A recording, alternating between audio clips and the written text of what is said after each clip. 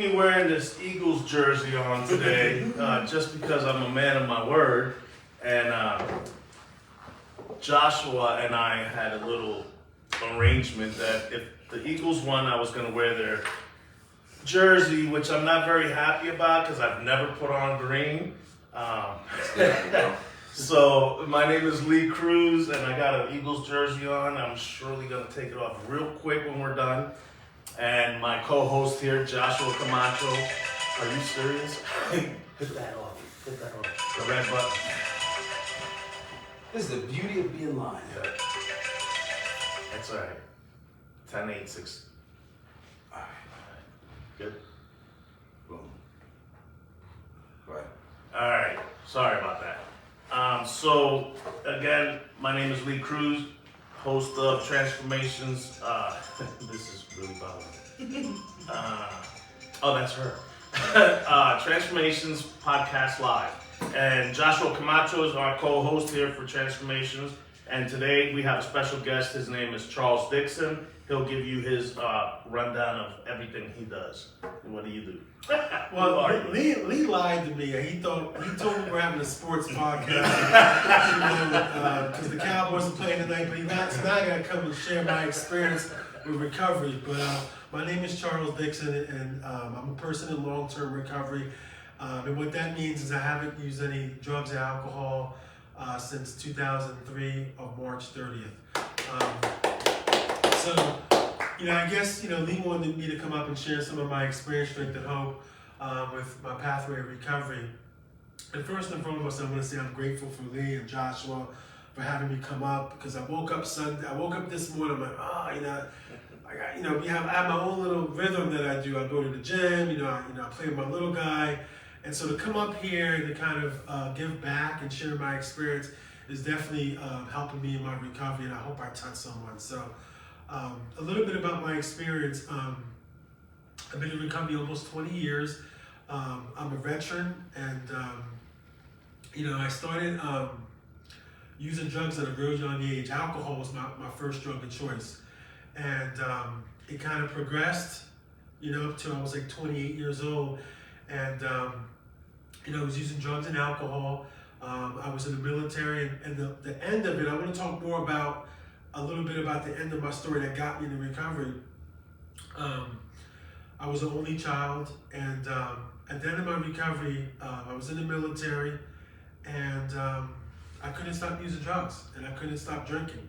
And I remember I was AWOL in the military, and when you're AWOL in the military, they stop paying you, right? They stop looking for you, and they stop paying you once they find out you're AWOL. And I kept on using, and I turned myself in like in November because it started getting cold. And I turned myself in, and I knew they were going to put me in what was called the military brig. So they locked me up, and then I went to my court martial, and I got locked up in like November 2022, and I got out on March 3rd, 2003. Now I got out March 3rd. My clean date is March 30th, right? Mm-hmm. So, but when you're in a military jail and you have to court-martial you and sentence you, they still pay you, right? But I was only getting paid half of what I was getting. But what was happening was that money was accumulating. And when I got out, I had about $7,000 in the bank at that time. And in my head, I thought, I could do it differently this time, right? And so I got out March 3rd, and I went to, I was living with my parents, and I was probably at the lowest point of my life, and I figured, well, I can do it one more time, and I found myself, in Atlantic City, for a couple of weeks, and I went through that money, and I remember March 30th was the last day I ever put some cocaine and drank alcohol in my body, and that was it. And I remember I was at my parents' house, and I was 28 years old, and there was a whole bunch of shame that I had. And I remember I was in rehab while I was in the military, and they told me about 12-step programs. They told me about counseling, and I remember I says, well, I need to do something. And so I remember what I did early on is my grandmother at the time, she you know, God rest her soul, she passed away. She was a very religious person, and I remember on Sundays we would go to church. You know, I'd have like 7 days clean, you know, 2 weeks clean. And then I remember one day me and my father got in an argument because I wasn't working. It was in April, right? And he came home and he said something to me, and I says, I'm gonna find me a meeting. And I went online, I found me a meeting, and I drove to the meeting, and I wanted it to be like kind of far away because I didn't want people in my community, because I didn't want to run into certain people, right? And I drove by the meeting, and there was all these people outside this church. I said, that's too much. I can't do that. So I left the meeting. I didn't even go to the meeting. And then the following week, I says, I'm going to go back to the meeting, but I'm going to go a little bit early. And when I went, there was like 2 people outside, which I had enough courage to get out. And when I went up, you know, the first thing they did was they hugged me. And that was my first experience, was entering the pathway of recovery. And that was a 12-step program. And from there, it was a process of recovery where I just kind of sat in the meetings and I listened to people. I was very judgmental in the beginning because I didn't do certain drugs like other people. But I remember it was like in July or June, and I'm sitting there and I'm listening to someone share, and he was like an older gentleman, and he was going back to school. And I says, man, if he can go back to school, I can go back to school, you know? And he gave me the courage, and I said to myself, I says, maybe I need to go back to school. And I remember, you know, it's important to have a mentor, right? And the 12-step mentors are like sponsors, right? So I remember calling my sponsor about it and running that decision by him. And he said, I think that's a great idea. I didn't have no family, I had no kids. It was just me with my mom and my dad. And then I made a decision to go back to school. And from there, like, my recovery started to flourish. And I started working in the drug and alcohol field in 2006 as a technician. I started going to different men's retreats, Matt Talbot retreats. I quit smoking cigarettes. I started exercising because I wanted to be in better health, you know. So I started running a lot. It just, you know, I started to go to conventions, and my life was getting really better. I graduated college. And then I remember an experience, because as I'm talking about these experiences, they're like kind of like spiritual awakenings you have, right? But I remember when I graduated from college at Kutztown with my bachelor's degree, I was sitting there, and it was a rainy day, I'll never forget, and I was like 32 years old when I graduated, 32, 31, so I was older than other people, but I shaved, so I look younger than what I am, you know what I mean? I knew that was coming. I always shaved, right? So like Lee looks, he looks young, right? Because we don't, you know. 27. So, and I was starting to cry, and I was filled with emotion, and I started to cry, and I didn't want people to see me, right? Because they were like 22-year-old kids, 23-year-old kids, right? And I remember I was crying because of the gratitude that I was experiencing, and I accomplished something, you know, and so that was like a turning point of my recovery. One other thing I'll share about, I think that happens first when we get a recovery, at least for myself, is like you get them spiritual awakenings, and for my process, going through a 12-step program, you find out stuff about you. And I remember one of my biggest stumbling blocks growing up was being biracial. That was like, some of it is, you know, some people all have our stuff. And for me, like growing up with a white mother and a black father, that was a struggle for me growing up, because I would grow up and I would go places with my parents, right? In the late 70s, early 80s, I would go places with them, and I would get the look. You know, like that non-verbal, like something's off here, you know? And I'd be in a supermarket with my parents, and they'd be the only interracial couple, and like something was different. And so at a young age, I started thinking like, something different with me? Like, you know, and so that carried me through my recovery process, and finding that stuff out, and finding out, like, you know, getting some acceptance of who I am, and like, those are the symptomologies before I put a chemical in my body, of not liking who I was, being ashamed because I was biracial. So that was something that was a struggle for me. And I remember too, like being in elementary school, and you know, when you're in elementary school, when you're in reading classes, they would put the slow learners off into a class, and there would be like 3 of us with 3 teachers. And other kids would be in other, you know, reading classes, and, because I was a slow learner. And that was another thing, like something's wrong with me. Like, so that was the addiction, you know, before, like the shame and the guilt and the fantasy. Always wanted to be someone else. And recovery has given me an opportunity to kind of be aware of that stuff. And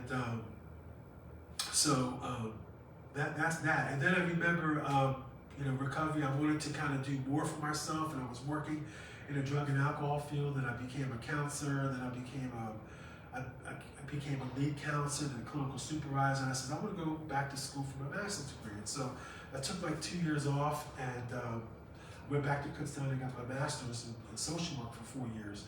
And but as my recovery is flourishing, and with my pathway of recovery, like it opened up, because I started doing more things. It wasn't just when I first got clean and became a counselor, I thought that people needed to do my recovery my way. Like, no, man, like there's different pathways of recovery, man. There's Celebrate Recovery, there's Smart Recovery, there's MAT Recovery, there's a whole bunch, and there's controversial stuff with the cannabis and all, you know, medical marijuana, but I had to learn that people on MAT, they're in recovery. That's right. People that don't go to 12-step, they're in recovery. It's just a different pathway. So I had to learn that, and I've incorporated some things in my own recovery process. Like what works for me may not work for me. You know what I mean? Like, but some of the things I need to stay around people, healthy people, and I need to do something for my spirit. And so that's kind of where, you know, when I got my master's degree, and one of the things when I found out about when I got my master's degree, I remember I put a lot of time and effort into that, right? And what happened to me was my recovery kind of was on pause for a little bit, because what I was doing was, you know, I wasn't really making meetings like I used to. I wasn't connected like I used to. I mean, I was still connected with people, talking to them, but the level of intimacy kind of went away. And I remember when I got my master's degree in 2012, I realized that something was missing. Because for the 4 years, I was putting time and effort into writing a thesis and, you know, doing my internship. And I remember someone in recovery told me, why don't you get back to the basics again? And do the stuff that I did in the beginning. I'm not gonna find you keep talking. Because the disease kind of creeps up, you know, at you. And so I started getting recommitted back to the basics. So that's kind of been like my process, where it's been at. And but one thing I know about recovery, like I need to continue to stay in the process of recovery, because life gets full. Currently now, you know, I live in Bethlehem, PA. I'm married with a beautiful wife and a beautiful son named Cameron. I work at Lehigh County Center for Recovery. I've been there for almost 2 years as a clinical director, and that's a challenging job in and of itself. It's a very rewarding job, and I also do private therapy at New Dawn Psychotherapies. You know, as an independent contractor, as a social worker. So I'm a really full and busy life, and also I have my father living with me and my wife and my son. And I got to give kudos to my wife, because, you know, when my mother passed away almost 14 months ago, that was a challenge, right? That was a challenge for me to get through, and it changed a whole lot of stuff. And when my mother passed away, me and my dad started talking to my wife, and we're like, well, maybe, you know, my dad should sell the house and come live with us. And for my wife to kind of like allow, like, he lives with us, he has his own room, like, and just for my son to be with his grandfather, it's a beautiful experience. And this is how kind of recovery comes full circle, right? And if I would have been out there in active addiction, you know, either I'd be in jail, I'll be dead, or I'll be in an institution, right? But if I was still in active addiction when my mother passed away, I probably wouldn't be married. Probably wouldn't be employable. I probably would have been living with my parents, and most likely would have been, living at my dad's house, right? But so what recovery has given me is given me some autonomy and some freedom, and to be able to have my father come with me, right? When I was 28, to come to that, come to him, it's full circle for me. You know what I mean? And I'm completely grateful for that experience. So that's just been a wonderful experience for me. Well, Charles, thank you for sharing all that. That's real powerful. 3 things that stuck out for me when you were just talking. I could definitely relate to the racism part. That right there, before we went live, I was talking about how I was raised in Long Island, out in the Hamptons. And we were the first Spanish-speaking family on that island. Yeah. So you could only imagine how many fights I got into. I got beat up a lot, and then I was like, you know what, I'm not getting beat up no more. I said, I'm gonna learn how to fight. So I learned Taekwondo, because karate was a big thing back then. Saturday, I learned off the TV at first. But then that didn't work because I still got beat up. So then my cousin, he had his own school, so he taught me, and I became a really good fighter. And then I used to take up boxing, and I was really good at that. But I utilized it for all the wrong reasons. I used to get into fights, and I used to pick fights. I used to just go out and just beat teachers up. I thought I was beating up bullies, but then I became the bully. So racism had played, it turned me into something that I wasn't, plus the other childhood traumatic events that I had as well at home that turned me into a monster that everybody said that I was, but they created it. So I could definitely relate to that. And then the other thing about thinking that you were different, that is a huge one, because that carries throughout life, right? Trying to fit into something. And I didn't know where I fit until I was 42 years old, because I came into recovery when I was 41. And for that first year, I was trying to find out who the hell I was. And I didn't know what I was, what my purpose was. I remember people asking me, what do you want to do? I don't know. I felt like I was in high school and people were asking me. I didn't know then, and you want me to tell you now? And the thing is that I had gone through so much in my life that I never even paused to even think, what are the possibilities? What can be different about my life? What good can I give anybody? Because I was so broken. So, that's another important fact of recovery, is rebuilding that and trying to find your purpose. I remember I came in through, my pathway was church. I went to church, and I'll never forget, I cried like a baby. And I didn't know what was wrong with me. I just kept tearing and tearing and tearing. And, he did the altar call, and I felt like, I told you this before, I felt like there was 1,000 pounds on my shoulder and I couldn't get up. And he kept saying it, and my ears kept ringing. And I finally got up, and when I got up, it was a weird experience. To this day, I can't even explain it, but I remember walking up there, closing my eyes, and I just gave my life over to God. And that first year was all God, till I gave my testimony. And then I was like, I'm going to a church that, God bless the church, God bless my pastor, he's my mentor, still love him to this day. But I had, my personal problem was that they were collecting money for India. I'm like, why are we collecting money for India? We got problems right here. Yeah. And so I left the church and I came into Reading, and I give back to this community. But bless their hearts for doing what they do. But it's just trying to find who you are and trying to fit in was huge for me. And, even to this day, from all the traumatic events that I had in my past, you still have those, right? You're still that person, but today you know how to deal with it. You know how to pass them, because my wife will tell you I still have nightmares. I still can't sleep. Insomnia, I only sleep 3-4 hours a day. I work a lot. So that's my new addiction. It's working, which I'm trying to find balance with that, with all my new endeavors, and trying to release some of that. and be able to still be there for my wife and still be there for my children and still be there for my family. But we learn all that throughout recovery, and it's a long process because it's till the day we die, right? So I appreciate you sharing that. And then you touched on the different pathways to recovery. Since I've been in recovery, I probably tried everything out there. I did AA, NA, Celebrate Recovery, church. I stay connected, because the most important thing for me is staying connected to sober people. Even I was in a motorcycle association, I was telling you earlier, and people drank, they're bikers. But I didn't drink, and everybody respected that. And then there was another guy in recovery there. And then I met a lot of people in recovery throughout the United States. So it's possible, you just gotta teach yourself how to stay away from what kept you sick. Yeah. What's your take?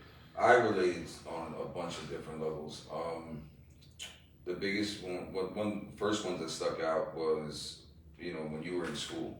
I struggled a lot in school, for many different reasons, but one of the main ones was because, I didn't have a lot coming up. My mom was, she was in active addiction until, more or less until she died. My dad not being around, non-existent.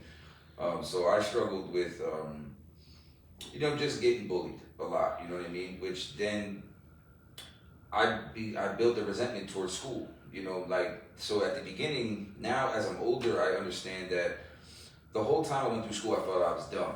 You put something in front of me, you put a book in front of me, I couldn't figure it out. I couldn't get it to register. But now I'm old enough and I've been through, my pathway to recovery with counseling and intensive outpatient and one-on-ones, that I understand that it wasn't that I couldn't understand what was in front of me, I just didn't want to understand what was in front of me because of everything that was going on around me. I smelled a lot in school because I didn't have the proper upkeep at home, so because of certain things that I went through as a child, I went to bed for a pretty extensive period of time. I was into just about teenage before, that kind of went away. So with that comes a pretty bad odor, right? And then at the end of the day, I just wasn't getting the proper care at home as far as clothes being washed, simple things that other kids had. So it became a big thing to where now I felt like, man, I'm dumb. I can't figure it out, my grades. Then I just said, school ain't for me. And then I maybe got through, I know I was a student up until like elementary, but then in the middle school, it was just, I just went very briefly until, I was obligated to do certain things and I did it, but I had no confidence there. One of the other things was, your mom passing. My mom also passed, she passed in my house and on hospice. So that was extremely difficult for me to, kind of still remain grounded and remain, focused on what I wanted to get accomplished. That was one of the hardest things that I've ever gone through. Even though, we didn't have the greatest relationship while she was alive. But, towards the end of her life, I am so blessed for my wife, because being with her allowed me to be in that situation with my mom, where we were able to offer her that care at the end. If not, she would have passed on Buttonwood Street, all alone in that damn apartment, and I would have never been okay. But my wife, like you gave kudos to yours, was able to put me in a position to want to live and live a better life, and she opened that door for me. And me and my mom were able to, kind of bury the hatchet before she went. I just didn't want her to pass and have her feeling like I felt some type of way. I told her, I said, I don't care what it was like. I'm just thankful for what it is today. And it was a rough moment. It was tough.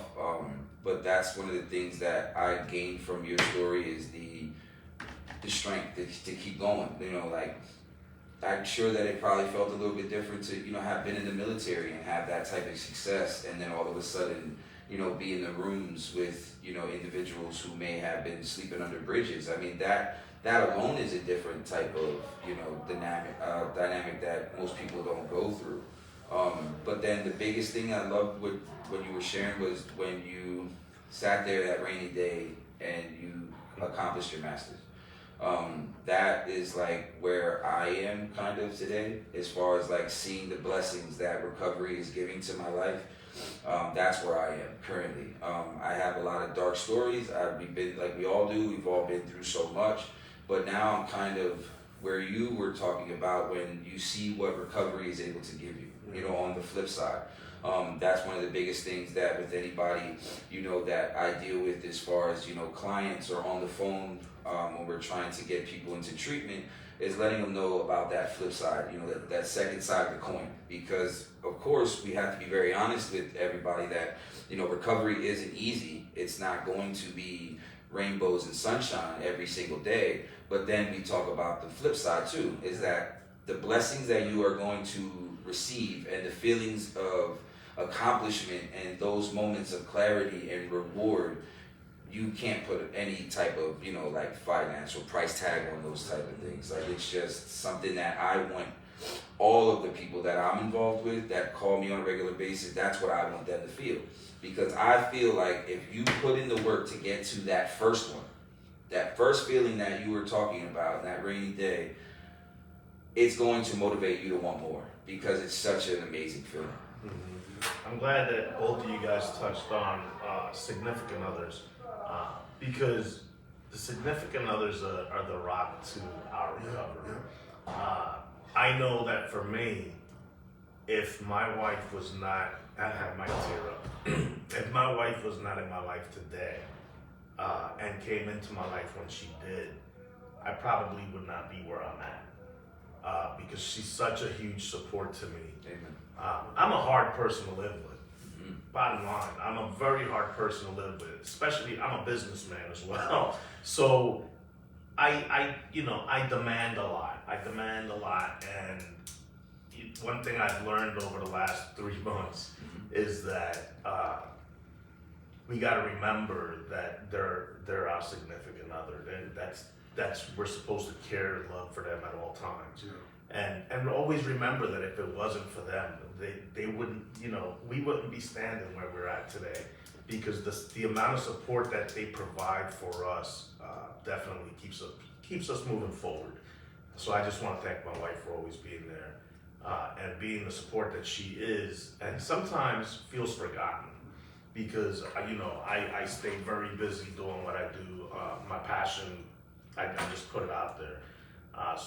But talking about that, at the same time, how important is it that if somebody's not in a relationship, and I'm speaking for the viewers right now that are watching, how important is it that you don't start a relationship in your early recovery? Yeah, I mean, this is a topic where we struggle with that at the facility I'm at, right? Where you get people in because even as I've been working in an inpatient facility, it's a co-ed facilities I worked at, I've seen so many people, write each other notes or get in relationships, and it doesn't really turn out well. But I know, like, for me, my first, couple of years, like, I didn't really know who I was. Like, the thing about it was I was living at home with my parents, so I didn't really have this, my self-esteem was like this big. What am I going to do, bring a girl back to my parents' house? Like, I'm not going to do that. So I didn't really have a relationship with myself, and it was important for me to develop a relationship with myself. I remember on a Friday night coming back to my parents' house after a meeting, I would do step work, or I would read some literature, or I would do schoolwork. Like, it was all about me, and it needed to be all about me because I didn't have the skill set to know how to be intimate with a woman. And I had a mentor who's still my mentor at the time, who was married, who had a family, and that's what I wanted. So I watched what he did. Like, I just watched what he did, and I remember he told me that every Saturday was dedicated to his family. Because he sponsored a lot of people, and I remember that, and I carry that with me now. Like, Saturdays with my family. But the first couple of years, I didn't really know who I was, and to be able to go in a relationship with someone, and I didn't have the skill set to do that, and it takes time. I remember when I met my wife, the thing about it was I wasn't looking for it. I wasn't looking for it.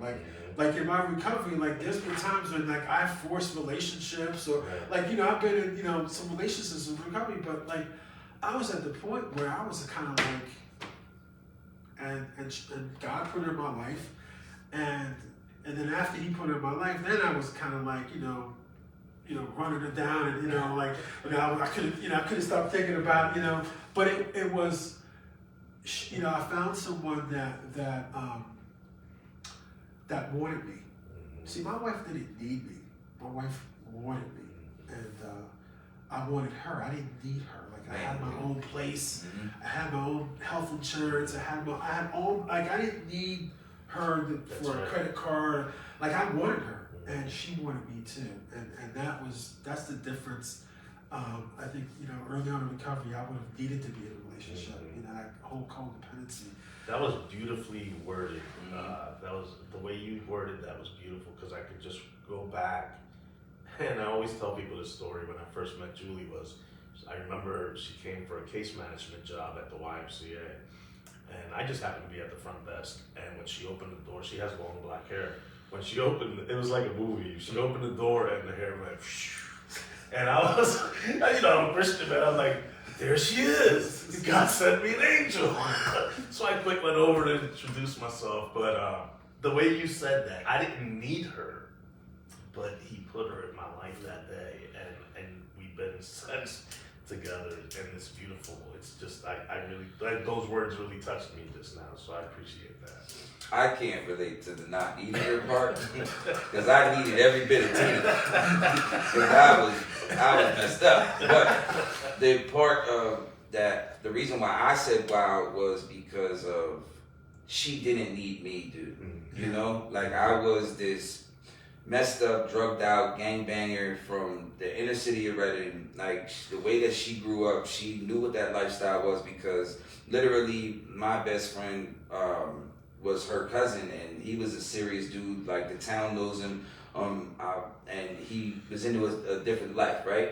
So she knew what that brought, but she was an LPN already, single mom, went to school. Like she just, everything about Tina is what I wanted, you know, what I needed, you know what I mean? Because she is just an amazing soul, man. Like everything she's been able to accomplish. She's about to graduate in April for her RN, and mind you, she did that, you know, just all off, you know, while we have a house, we have 5 kids at home, girl.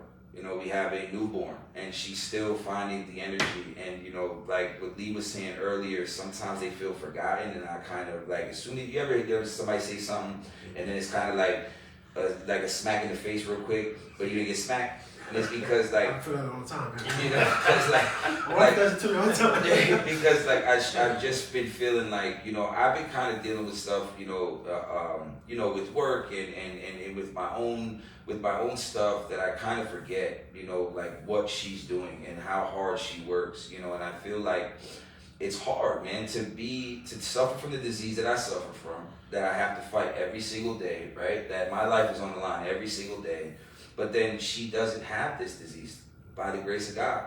But then it's hard to remember that I have to work even harder to show her that she's not forgotten, that it's not just all about this, that it is about her. But to not get off track, this is turning into a wife show. We love you guys. we love you so much. But See what you did, Charles? but it's just, and it's coming from a Cowboys fan. But it's just, Wow. I needed her. Like I needed her. She didn't need me, and that was the amazing thing. That's what made me like, because the drugs and alcohol, nothing was able to get me away from that. Nothing. There wasn't an amount of money, a job, you know, being threatened to be sentenced to years in prison. Nothing would get me to stop using. But her love did. Thinking about losing her and her not being there when I walked through the door it got to a point I was like, nah, dude, that ain't the life that I want to live, you know. And that it's powerful that women that you know, that not just women, I'm sure that some men have done it for women, but that somebody else can do that for us, you know. And it's so important. So, like, for all our viewers that are out there watching currently and are struggling with their own addiction, My number is 484-772-7079, and if you want to email me, that's transformationslc14@gmail.com. You can look it up on my Facebook if you need it, or you can message me on Messenger. But for the viewers that we do have, Charles, you're from Lehigh County, Correct. and I have people that watch my podcast from all over the place. Can you provide some information on how they can get the help that they need in your county? Well, in Lehigh County, I work for a facility in Lehigh County, and I have a lot of contacts in Lehigh County. I know there's, in Allentown, there's a recovery center called Change on Hamilton. Keith Smith is the director of that.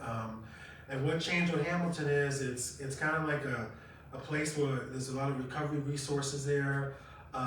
They have CRS services there. Then they have another place in Bethlehem, PA, which is the Hope Center.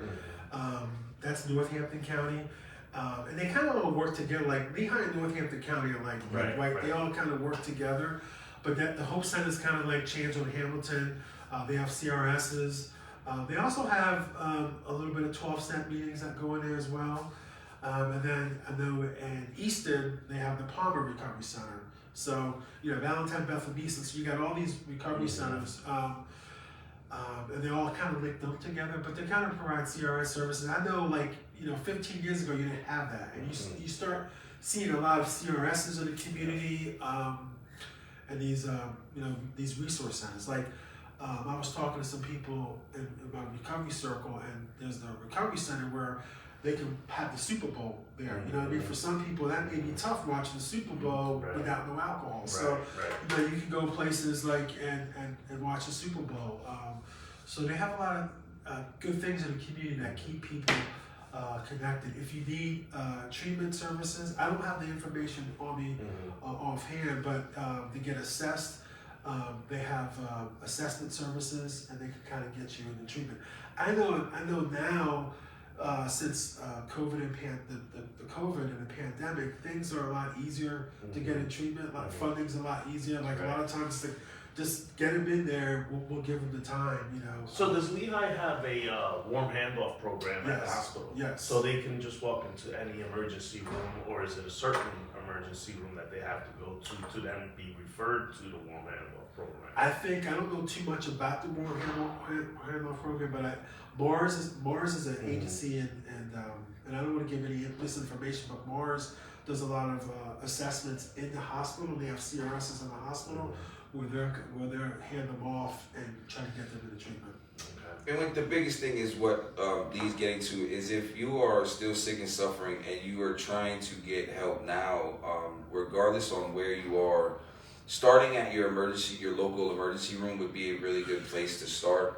Usually the warm handoff program will, some sort of program, if it's not necessarily called that, your emergency room will have some sort of program like that if it's an dire emergency to where you don't have time to call somebody to get assessed, go to the emergency room and, guarantee that they'll be able to get you some sort of help right there, and then, then we'll start the process of everything. So for our local viewers here in Reading, Pennsylvania, we're shooting here at the Berks Rise Center, and this is our community-based hub where you can come for all the information you may need to get you started on your journey to recovery. If you really are trying to get sober today, all you got to do is walk into Reading Hospital, Reading Hospital, and ask for the warm handoff program, and they will get you a bed, send you to treatment as soon as they can. Or you can just walk down here Mondays. I don't know the schedule. It's Mondays, Monday through Friday. I believe it was 10 to 6. 10 to 6.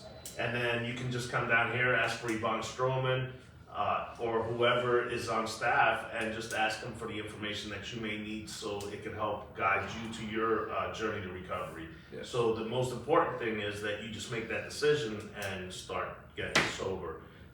And that's our hope with our podcast, is to help encourage you, whoever is struggling or your loved one, just reach out for help. And we know, and we always talk about having that heavy arm that will not pick up the phone to call somebody.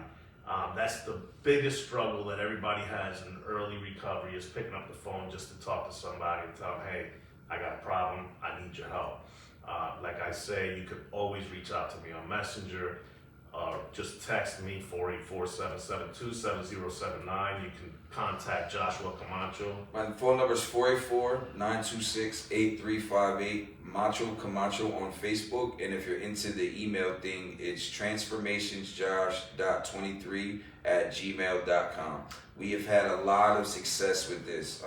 It doesn't have to necessarily be as soon as we get off of the podcast, because next week is kind of big for us as well. I wanted to touch on it quick. Next week is already episode 10 that we've been doing this, so we've seen the success, and just giving out the phone number. It doesn't necessarily happen as soon as we end the podcast, but then I've received calls Mondays, Tuesday, Wednesdays. So if you need us, just make sure you reach out. Yeah, and so another thing I want to touch on is the events that we have going on this week. This Wednesday, we have a speaker series here at the Berks Rise Center from 5:30 to 7:30, and the speaker will be Caesar. He used to work at the Reading Detox Center in Reading. So for all you guys that have been in the Detox Center, me one of them, Caesar has a great story, and he will be sharing his strength, hope, and encouragement to help you guys who are still sick and suffering, or to help encourage the ones that are working a program of recovery. Thursday, I have a Spanish version speaker series at PA Counseling from 5:30 to 7:30. Both events have refreshments, food, come on by, we have raffles, and it's a good time, and you get a good message. Then Sunday, 3 to 7, we have the NFC East Championship game, which will be NFC Championship game, which will be and the 49ers. It's gonna be one of these teams up against 49ers, right? Yeah. I thought I'd catch Charles out there quick, but so that ought to be a good time, and that's from 3 to 7. Lots of food. I'm sure you guys have seen pictures on Facebook of the last few events that we have had. We've had great raffles, great food, great times with people in recovery. And it's just to teach everybody that's in their early recovery that it sure is possible to have a great time sober without a mind-altering substance. Yes, and you can have a good time with good people. So just come on by, check us out, and continue. I'm gonna piggyback off of what Josh said. I want to thank everybody that's been supporting our podcast. People keep asking, when are you going to do a podcast? When are you going to do a podcast? It's every Sunday. We're thinking about starting to do one on a Saturday evening. I just don't know when yet. We want to get better without technology. We're not using it to its capacity because we're not that great at it, but we will get great at it and continue to provide these services to you guys. But the most important thing is that if you need help, just reach out to one of us.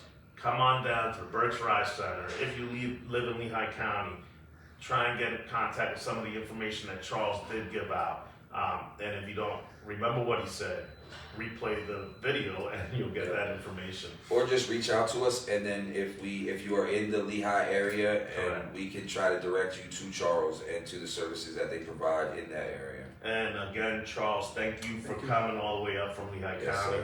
I really appreciate it. And thank you for your service that you did provide to the United States. You didn't say what branch that was. I was in the Navy. In the Navy, nice. Well, thank you again. And again, all you guys, thank you for your support. See you next week. Peace. God bless. Go Cowboys. Go Birds. Now I can take this jersey off. I'm sitting here watching this the whole time, and I'm like, man, I forgot to turn that light on. That big rig, I never turned it on. You did a great job, brother. Thank you so much, man. Thank you so much. How do you do? Now you can be the critic.